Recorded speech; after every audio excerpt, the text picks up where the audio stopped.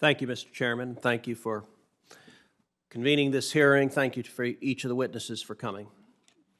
You know, this is a time when our country is torn apart, is filled with anger, is filled with rage, is filled with division. And it is my hope that through this, we can find ways to come together on shared principles. Here's one proposition I believe everyone in this hearing room agrees with. What happened to George Floyd was horrific. It was unconscionable. It was clearly a grotesque abuse of police power, and the officers that carried it out are rightly being prosecuted. To the best of my knowledge, every witness here today agrees with those statements, and every senator on this committee agrees with those statements. I think all of us, regardless of party, should demand justice and should demand that the law be applied fairly, regardless of race. That's a promise that our country was founded aspiring to, and it's a promise that we have had a deeply troubled history working to achieve.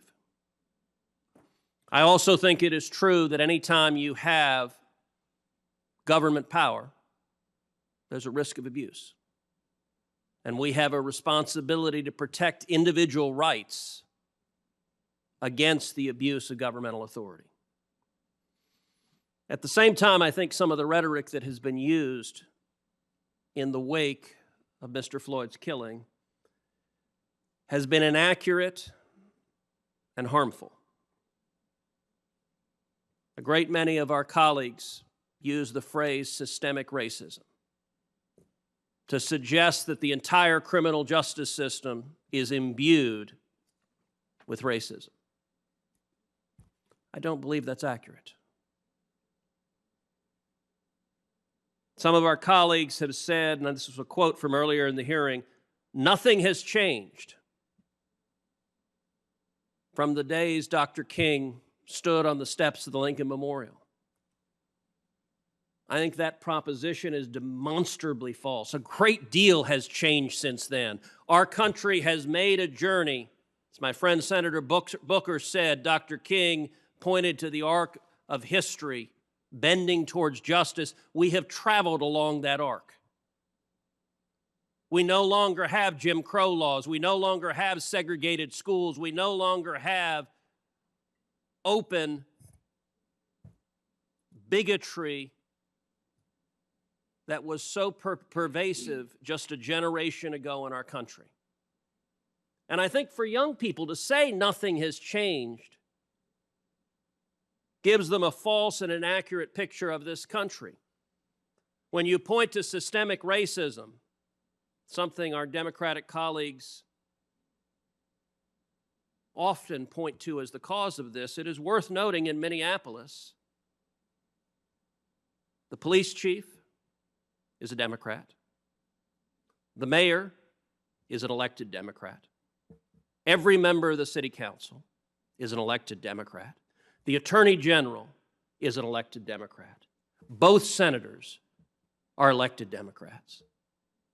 Now, I don't for a moment believe that every one of those elected officials is part of systemic racism and oppression. And to tell the American citizens that's what's going on is misleading them, and it's harmful.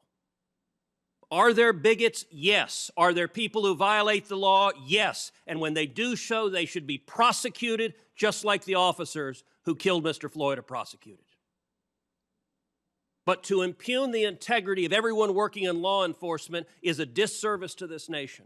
And I want to point out in particular, there's been a lot of discussion about police officers and police forces, and defunding the police and abolishing the police has become a new political cause célèbre.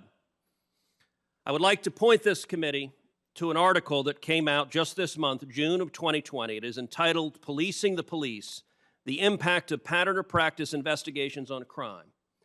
And With the chairman's permission, I'd like to enter this article into the record. It is by two economists at Harvard University, hardly a right-wing bastion. Here's what they concluded, and it's a word of caution because there's a lot of discussion from our Democratic friends saying we need more Department of Justice pattern or practice investigations into police departments. That has become one of the frequent refrains. Let me just read from the conclusions of this study, because if we care about saving people's lives, the conclusions of this study should give us real cause for concern. Here's what the study concluded.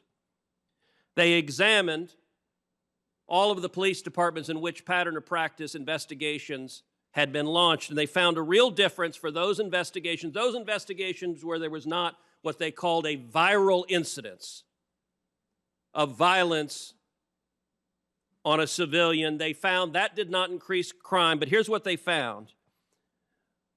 All of the investigations that were preceded by viral incidents of deadly force have led to a large and statistically significant increase in homicide and total crimes, and here's their estimate in particular.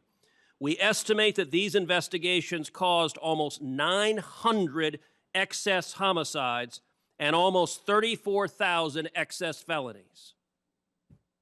So if the members of this committee agree that Black Lives Matter, demonizing the police, causing them to pull back from protecting people's lives, will predictably cause more black lives to be taken. And so I urge that we proceed with caution, with a commitment to justice and a commitment to truth.